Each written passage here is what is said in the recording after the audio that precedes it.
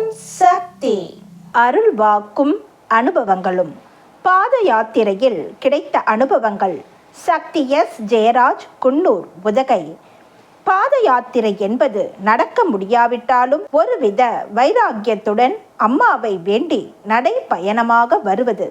நடைப்பயணம் செல்பவர்களை நான் சென்னைக்கு செல்லும் போது அடிக்கடி பார்த்து காரில் இருந்தபடியே வணங்கிச் செல்வேன். சில ஆண்டுகளாக நாமும் இதுபோல் அம்மாவை நினைத்து சென்னையிலிருந்து நடந்து மேல்மருவத்தூருக்கு வர வேண்டும் என்று நினைப்பதுண்டு. அந்த எண்ணம் ஒரு தைப்பூச துவக்கத்தில் நிறைவேறியது. வயிற்று வலி ஏற்பட்டால்தான் வைத்தியரை நாடத் தோன்றும்.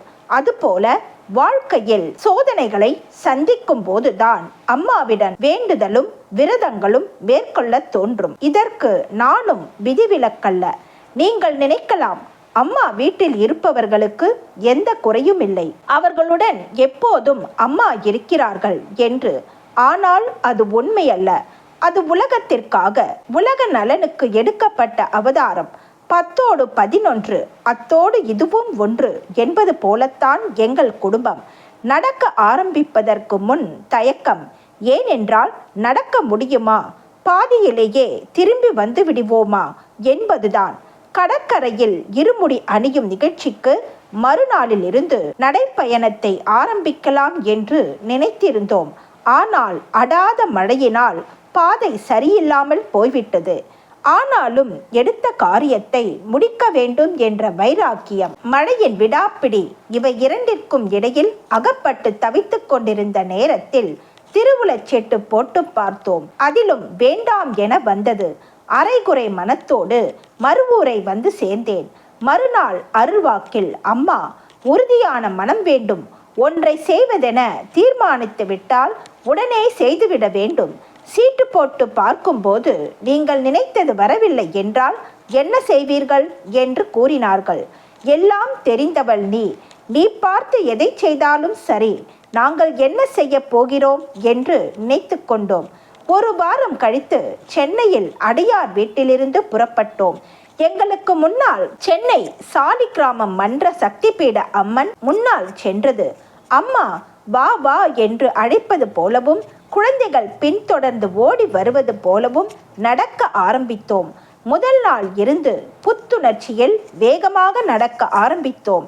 நடைப்பயணத்தில் உடலில் சோர்வு தோன்றியதே தவிர உள்ளம் புத்துணர்ச்சியோடும் நிம்மதியாகவும் இருந்தது. எனக்கு வெளி உலகம் தனியாக தெரிந்தது.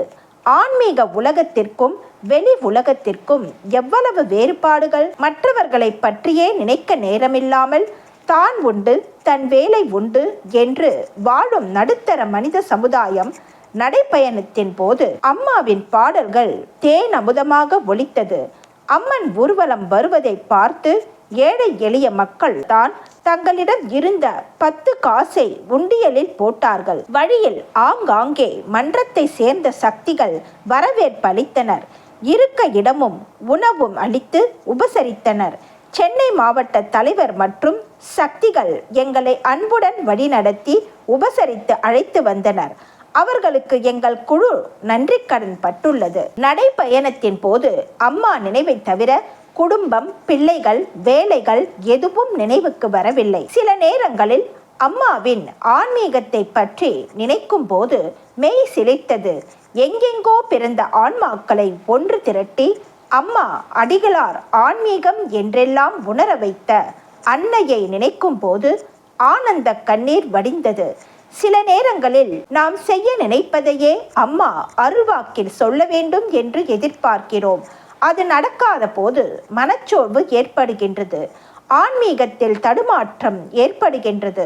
எதை பற்றியும் கவலைப்படாமல் நீ விட்ட வழி என்று நடந்து வரும் ஏழை எளிய பக்தர்களுக்கு முன்னால் என்னை போன்றவர்களின் பக்தி சாதாரணம் என்பதுதான். திருமதி அடிகளார் என்பதால் என்னை வரவேற்றார்கள், உபசரித்தார்கள். ஆனால் எதை பற்றியும் கவலைப்படாமல் நடந்த கூட்டம் எத்தனை! ஆனால் ஒன்றை மட்டும் நான் புரிந்து கொண்டேன். வசதிக்கேற்ப வானவெளியில் பறக்கலாம், கப்பலில் பயணிக்கலாம், ரயிலில் செல்லலாம். ஆனால் பூமியில் நடக்க ஆரம்பித்தால் எல்லோரும் சமம்தான் என்று. பக்தர்களில் உயர்வு தாழ்வு என்பது இல்லை என்பதை திரு கிருஷ்ணமூர்த்தி ராவ் அவர்களின் துணைவியார் தேயிலை கம்பெனியில் தங்கும் போது எங்களை உபசரித்த முறைகளில் இருந்து புரிந்து கொண்டேன்.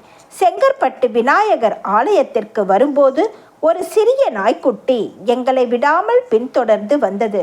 விரட்டினாலும் போகாமல் எங்களை பின்தொடர்ந்து வந்தது.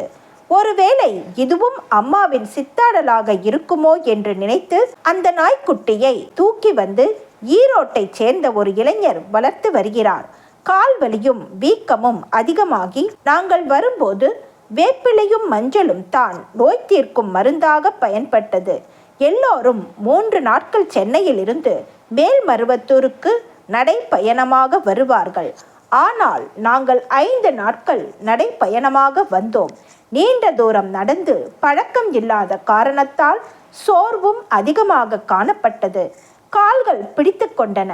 இருந்தாலும் விடாமுயற்சியுடன் மூச்சை பிடித்து கொண்டு வந்து சேர்ந்தோம். கருங்குடியை கடக்கும் போதுதான் அதிகமான சோர்வு. மதுராந்தகம், சோத்துப்பாக்கம் என்று நெருங்க நெருங்க உள்ளத்தில் புத்துணர்ச்சி, கால்களில் சுறுசுறுப்பு. ஒரு வழியாக மருவத்தூர் வந்து சேர்ந்தோம். ஒரு தாயானவள் தன் குழந்தைகளை வெளியில் சென்று வந்தால் வீட்டின் வாயிலே நிற்க வைத்து திருஷ்டி கழிப்பது போல அம்மா தனக்கே உரிய கருணையால் ஊரின் எல்லையில் எங்களுக்கு பலவிதமான திருஷ்டி கழிக்க சொல்லி இருந்தார்கள். கருவறை பணி செய்த சகோதரிகள் எங்களுக்கு அவ்வாறே திருஷ்டி கழித்து வரவேற்றார்கள். மன நிறைவோடு மருவத்தூர் மாதாவின் மடியில் வந்து விழுந்தோம். இறுதியாக என்னுடைய ஆன்மீக அனுபவத்தை உங்களிடம் கூற விரும்புகிறேன். அம்மா நமக்கு இதை செய்ய வேண்டும், இதை செய்ய வேண்டாம் என்று எதிர்பார்க்க கூடாது. மனித பிறவிகள் ஆயிற்றே, எதிர்பார்க்காமல் இருப்போமா? எதிர்பார்ப்போம். ஆனால் அவள் என்ன நினைக்கிறாளோ அதுதான் நடக்கும். சரி, அதற்கு ஏன் அம்மாவை வழிபட வேண்டும் என்று நீங்கள் நினைக்கலாம். பிறந்த உடல் அழியப் போவது உறுதி என்பது அனைவருக்கும் தெரியும். இது அழியக்கூடிய உடல் தானே என்று உணவு உண்ணாமல், மருத்துவம் செய்து கொள்ளாமல், பேணி பாதுகாக்காமல் இருந்து விடுகிறோமா? இறுதி வரை போராடவில்லையா? அதுபோலத்தான் உடல் ஆரோக்கியத்திற்கு மருத்துவம், உள்ள ஆரோக்கியத்திற்கு ஆன்மீகம், உடல் ஆரோக்கியத்திற்கு பயிற்சிகள் தேவைப்படுவது போல உள்ள தூய்மைக்கு தியானம், மௌனம் போன்ற பயிற்சிகள் தேவைப்படுகின்றன. எத்துணை சோதனைகள் வந்தாலும் ஆன்மீகத்தில் உறுதியான மனம் வேண்டும் என்று மட்டும் அம்மாவை தினம் வேண்டிக் கொள்ள வேண்டும். குறும்பு செய்யும் குழந்தைகளை அன்னை சிறிது நேரம் வெறுத்து ஒதுக்கினாலும் அந்த குழந்தைகள் அழுது கொண்டு மீண்டும் மீண்டும் அன்னையிடம் செல்வது போல நமக்கு எத்தனை சோதனைகள் வந்தாலும் மீண்டும் மீண்டும் அன்னையிடமே செல்ல வேண்டும். எதையும் எதிர்பார்த்து ஆன்மீகத்தில் ஈடுபடக்கூடாது. ஆனால் அவ்வாறு இருக்க மனித பிறவியால் முடியாது. ஏனென்றால் உலகத்தில் பிறந்த அனைவரும் கொஞ்சம் நல்லவர்கள், கொஞ்சம் கெட்டவர்கள்.